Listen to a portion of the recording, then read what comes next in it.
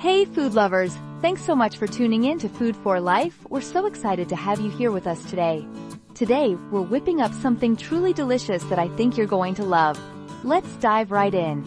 If you're enjoying the video, make sure to give it a thumbs up, drop a comment below, and share it with your friends who love great food. The more, the merrier.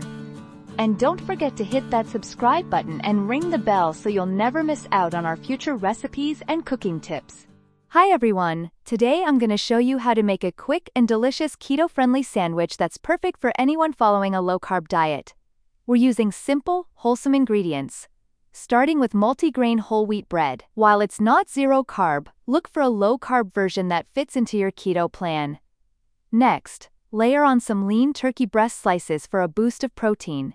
Now we add a slice of Swiss cheese, creamy, nutty, and packed with flavor. Then let's add a few fresh lettuce leaves for that satisfying crunch, followed by a sprinkle of cilantro for a burst of freshness and extra flavor. Finally, top it off with the second slice of bread, gently press it together, and voila!